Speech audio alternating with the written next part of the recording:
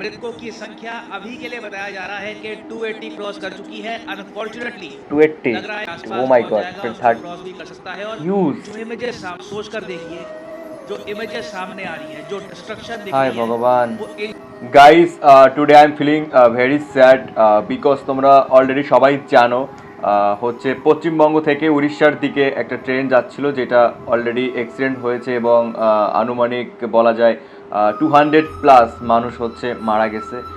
এবং সেখানে আশঙ্কা করা যায় হচ্ছে ভারতীয় তো ছিল, সাথে সাথে বাংলাদেশি অনেক মানুষ ছিল যারা হচ্ছে চিকিৎসার জন্য চেন্নাইতে যাচ্ছিল।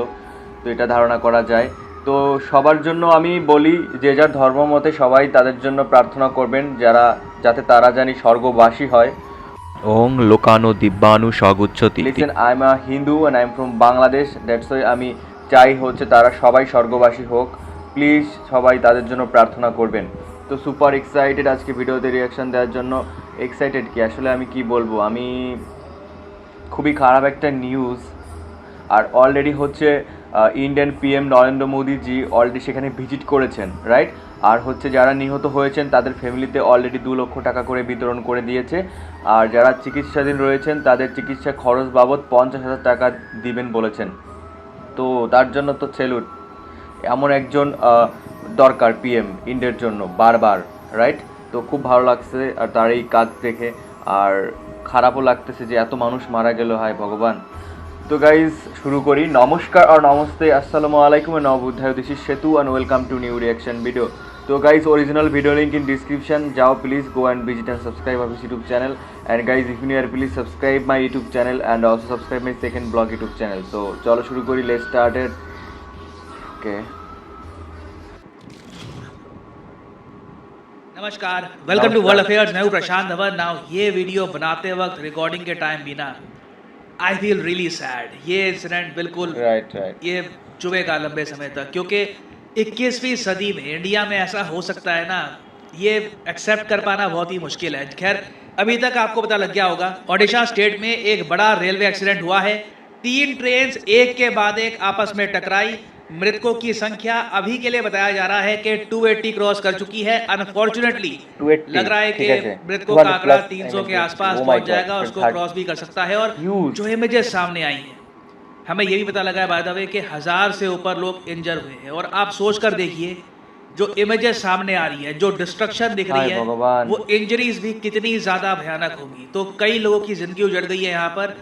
और एक सेकंड के लिए ना, हम अगर रेलवे एक्सीडेंट्स की लिस्ट देखें कि दुनिया में सबसे बड़े रेलवे एक्सीडेंट कौन से हुए थे, और जब से 21st सेंचुरी स्टार्ट हुई है, मतलब कि सन 2001 से लेकर कितने रेलवे एक्सीडेंट हुए हैं, तो मैं यही कहूँगा, शर्म से सर झुक जाता है। क्योंकि मैं आपको बता दूँ, दुनिया में सबसे ज़्यादा डेडली ट्रेन एक्सीडेंट माना जाता है रोमेनिया में हुआ था। 1000 लोगों के आसपास मारे गए थे। ये हुआ था 1917 में। और इंडिया की अगर हम बात करें तो डेडलीस्ट ट्रेन एक्सीडेंट हमारा हुआ था बिहार में। बिहार ट्रेन डिरेलमेंट ऑफ 1981, करीब 800 लोगों की मौत हुई थी। और इस लिस्ट में ना, आप अगर ओडिशा का एक्सीडेंट देखोगे तो यहाँ पे आपको दिख जाएगा, जो 20 वर्स्ट डिजास्टर्स है, ट्रेन डिजास्टर्स, उसकी लिस्ट में आ चुका है।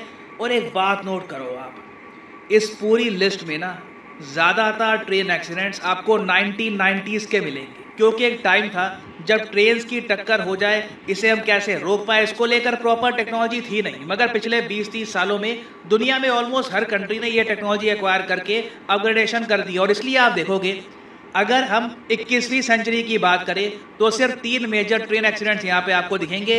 एक 2002 का इजिप्ट में, एक ईरान में एक्सीडेंट हुआ था 2004 में, फिर देखो 2023। इंडिया अलग ही दिख रहा है यहाँ पर। क्योंकि अगेन, ये दोनों भी एक्सीडेंट्स आप देख लो, 20 साल पुराने, ऑलमोस्ट 20 साल पुराने हैं। और पिछले 20 सालों में आप अगर देखो तो जो ओडिशा में हुआ है ना, वैसा कोई भी एक्सीडेंट आपको दुनिया में किसी भी देश में नहीं मिलेगा। तो इसलिए जो ओडिशा में हुआ है ना, ये हार्ट ब्रेकिंग है। और दुनिया भी देखो कहीं ना कहीं इंडिया को क्वेश्चन करेगी कि 2023 में भी इनके यहाँ ऐसे एक्सीडेंट्स होते हैं।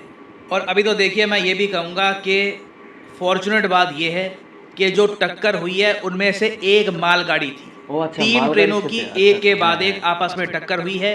पहले कोरमंडल जो ट्रेन है ये डिरेल हो गई थी, उसके बाद जो ये सुपरफास्ट एक्सप्रेस ट्रेन है ये कोलाइड कर गई, फिर एक जो मालगाड़ी है उसकी भी टक्कर हुई।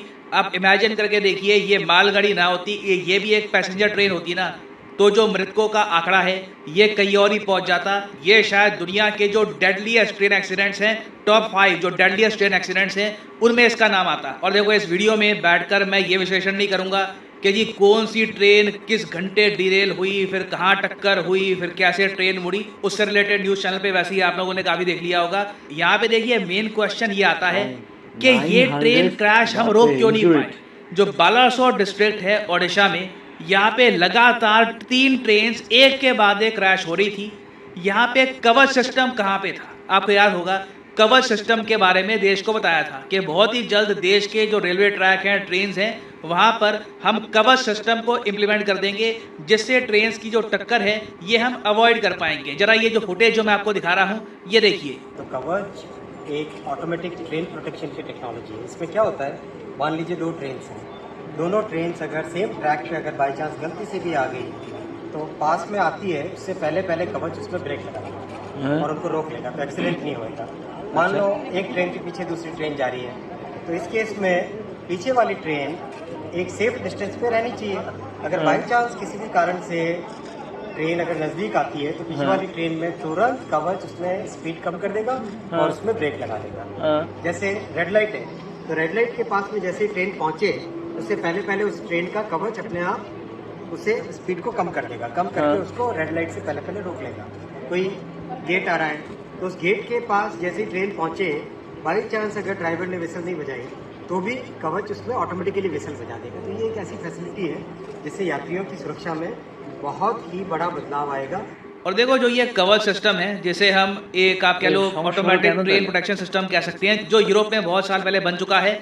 यूरोप की ऑलमोस्ट ज़्यादा जो ट्रेन्स हैं, एटलीस्ट वेस्टर्न और सेंट्रल यूरोप में, ईस्टर्न यूरोप का मुझे इतना पता नहीं, मगर वेस्टर्न और सेंट्रल यूरोप में ऑलमोस्ट सारी ट्रेन में आपको ये जो सिस्टम है मिल जाएगा। और ये काफ़ी हद तक काम भी करता है। हमारे रेलवे मिनिस्टर ने इस पर एक अलग से वीडियो में दिखाया भी था कि कवच सिस्टम कैसे ऑपरेट करता है। ये जो छोटी सी क्लिप है मैं चाहता हूँ ये भी आप देखें। देखिए कवच अपने से रोकने की कोशिश कर रहा है। ड्राइवर साहब आप तो ब्रेक नहीं लगा रहे हैं, ड्राइवर ब्रेक नहीं लगा रहे हैं। आगे लोगो खड़ा है ब्लॉक सेक्शन के अंदर, एक ही लाइन में 2 ट्रेन खड़ी है और ट्रेन खुदाई करने की कोशिश कर रहे हैं हम लोग, लेकिन कवच रोक रहा है। Yes great.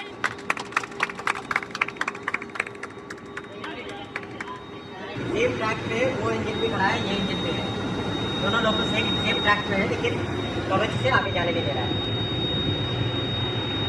तो जो भारत का ये कवच सिस्टम है और जो बाकी यूरोप में, यूएस में, काफ़ी कंट्रीज़ में सेम टेक्नोलॉजी यूज़ होती है, ये काम करती है। बट इंडिया के केस में अभी तक ना हमने कवच रेलवे में हर जगह यूज़ किया नहीं है। 2022-23 में बताया गया था इस फाइनेंशियल ईयर में कि 2000 किलोमीटर का जो रेलवे ट्रैक है इसको हम कवच सिस्टम के अंडर लेके आएंगे ना। इंडियन रेलवे बहुत जरा একটা কথা বলি, sorry total root and disturb করার জন্য আমি একদম সরি। দেখো আজকে ট্রেন দুর্ঘটনার কারণে স্পেশালি আমার অনেক খারাপ লাগছে। যখনই নিউজটা শুনলাম তখনই রিয়াকশন দিতে চলে আসলাম। তো দেখো অনেকে কি করে কত এত মানুষ ওভারলোডে ট্রেনে থাকে। ঈদ শুধু যে ঈদ পূজা তা না, কিন্তু এনি টাইম মানুষ এত ওভারলোডে যায়। ভাই তোমার জন্য একটা ফ্যামিলি, তোমার জন্য একটা বাড়ির যে কোনো পার্সন হোক না কেন, তোমার জন্য অনেক ধৈর্য ধরে বসে থাকে তারা, যে তাদের ছেলে মেয়ে বাবা মা বাড়িতে আসবে, অনেক এক্সাইটেড নিয়ে তারা সুন্দর একটা মুহূর্তের জন্য অপেক্ষা করে বাড়িতে। আর তোমরা কি করো, বাড়ি যাওয়ার জন্য অনেক তাড়াহুড়া করে বিভিন্ন পিছনে ঝুলে, একদম অনেকে দেখছি অনেক সমস্যা করে, ঝুলে অনেকে মারা যায়। এই ওভারলোড এটা প্লিজ করবা না, কারণ তোমার জন্য কেউ না কেউ বসে আছে। সময়ের চেয়ে জীবনের মূল্য অনেক বেশি। এটা জ্ঞানী জনেরা কেন বলছে, এইটার জন্য বলছে। সব দেশেতে দেখছে, স্পেশালি আমাদের দেশে বাংলাদেশেও কি পরিমাণ স্পেশালি ঈদগুলোতে দেখা যায় ঝুলে ঝুলে যায়, উপরে যায়, ছাদে যায়। ভাই যে কোনো সময় দুর্ঘটনা হতে পারে, তো আগে সেফ থাকতে হবে, রাইট? তারপরে সব কিছু। তোমার ফ্যামিলি আছে, তোমার ফ্যামিলি তোমাকে অনেক অনেক ভালোবাসে, তুমি আসতেছো তার জন্য তারা অধীর আগ্রহে পথ চেয়ে বসে আছে। তারা এইটা চায় যে তার ছেলে তাদের মেয়ে ঘরে ফিরে আসুক। তারা এটা চায় না যে তারা ছেলে মেয়ে ট্রেন অ্যাক্সিডেন্টে মারা গেছে সেই খবর তারা শোনার জন্য বসে থাকে না। আর এটা শোনা যায় না, এটা কতটা আমি জাস্ট কন্ট্রোল করতে পারতেছি না, ঠিক আছে? তো এই জিনিসটা একটু মাথায় রাখবেন। আপনারা যারা ট্রেনে চড়বেন সিস্টেম অনুযায়ী চলবেন, ঝুলে ঝুলে চলবেন না, এটা রিস্ক হয়। মানে দুই পাশে যদি এভাবে ঝুলে ঝুলে চলেন তাহলে আমার মনে হয়, আমি তত বুঝি না, তো উল্টে যাওয়ার সম্ভাবনা বেশি থাকে আমার মনে হয়। আর অতিরিক্ত ভারী, যাই হোক, মানে এটা করবেন না প্লিজ। रूट लेंथ देखोगे तो ये आपको 68,000 किलोमीटर के ऊपर मिलेगी। उसके अलावा रनिंग ट्रैक लेंथ और ज़्यादा है। एक ह्यूज कंट्री है इंडिया, बहुत सारे ट्रैक्स हैं हमारे यहाँ। तो अभी देखो स्टार्टिंग में 2000 किलोमीटर में कवर सिस्टम इम्प्लीमेंट किया गया है। बाकी ऑफ कोर्स हर साल बताया गया था कि 5-5 हज़ार किलोमीटर के जो रेलवे ट्रैक है वहाँ पे कवर सिस्टम हम और ऐड करते रहेंगे। और जिस तरीके से ये एक्सीडेंट हुआ है, आई थिंक पॉसिबिलिटी कम ही है कि यहाँ पर कवर सिस्टम यूज़ किया हो। हालांकि अभी तक डिटेल सामने आए नहीं है कि इस रेलवे एक्सीडेंट में कवर सिस्टम का यूज़ हुआ था या नहीं हुआ था, बट पॉसिबिलिटी कम ही है क्योंकि ओवरऑल इंडिया में ही कवर सिस्टम हमने बहुत ही कम एरिया में भी इंस्टॉल किया है। तो आई थिंक इस एक्सीडेंट के बाद ना सबसे पहला काम तो हमको ये करना चाहिए एज ए रिस्पॉन्सिबल कंट्री कि जो कवर सिस्टम की इंस्टॉलेशन है ये ऑल ओवर इंडिया 10 गुना ज़्यादा तेज़ करनी होगी हमको। क्योंकि अगर हम कुछ सीखना चाहते हैं ना इस एक्सीडेंट से, तो यही है कि हमें सिक्योरिटी मेजर्स अपने इंप्रूव करने होंगे। टेक्नोलॉजी एग्जिस्ट करती है इंडिया में, हम उसको ला चुके हैं, बस आप कह लो रोल आउट हमें और भी ज़्यादा तेज़ करना होगा। क्योंकि अभी देखिए पूरी दुनिया नोटिस कर रही है इंडिया में क्या हुआ है। मैं देख रहा था चाहे ताइवान की पीएम, इन्होंने लिखा है इस एक्सीडेंट के बारे में, ऑफ कोर्स कंडोलेंसेस दी हैं कि बहुत बुरा हुआ इंडिया में, but at the same time आप खुद सोच सकते हैं, ये सब वर्ल्ड लीडर्स खुद भी सोच रहे होंगे इनके यहाँ आज भी 21वीं सेंचुरी में, 21वीं सेंचुरी के भी 2023 ईयर में ऐसे डेडली ट्रेन एक्सीडेंट्स होते हैं। और जो आज के समय हमारी कोशिश है कि दुनिया को ये बताएं कि इंडिया का इंफ्रास्ट्रक्चर चेंज हो रहा है, हम अपग्रेडेशन कर रहे हैं, इंप्रूवमेंट्स आ रही है, उस मैसेज को भी ये इमेजेस खराब करेंगी। क्योंकि देखो दुनिया में क्वेश्चन उठेंगे कि इनके यहाँ अगर आज भी ऐसे डिजास्टर होते हैं तो कल को इनकी मालगाड़ी, इनकी फ्राइट ट्रेन क्या सेफ रहेगी? क्या यहाँ पे हम लार्ज स्केल मैन्युफैक्चरिंग सेटअप कर सकते हैं? तो नीड ये है कि जल्दी से ना हम इस एक्सीडेंट से सीखें और ऐसे मेजर्स लें, हमारे देशवासियों को ऐसा मैसेज सेंड करें, दुनिया को एक ऐसा मैसेज सेंड करें कि ऐसा एक्सीडेंट इंडिया में आज के बाद कभी भी नहीं होगा और इट इज़ पॉसिबल, हम ये कर सकते हैं। बस आप कह लीजिए कुछ यहाँ पे लगना है, फंड्स एलोकेट करने हैं और इंडियन रेलवेज को हम ज़्यादा सुरक्षित बना सकते हैं भविष्य में। और इसी नोट पर मैं वीडियो ख़त्म करना चाहूँगा। कोई प्रमोशन वगैरह कुछ नहीं होगा।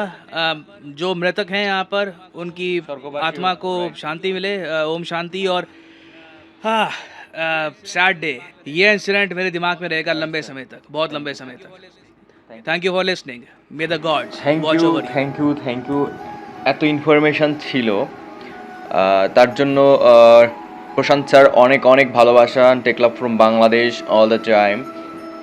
অনেক ইনফরমেশন ছিল যেগুলো আমি স্পেশালি জানতাম না। তো তোমরা অনেক রিকোয়েস্ট করেছো যে হচ্ছে ট্রেন দুর্ঘটনা হয়েছে, উড়িষ্যা যেতে লাগতেছিল হচ্ছে পশ্চিমবঙ্গ থেকে, তো একটা মালবাহী ট্রেনের সঙ্গে সংঘর্ষ হয়ে আজকে এই পরিস্থিতিতে এসে দাঁড়িয়েছে। খুবই একটা মর্মান্তিক একটা বিষয়।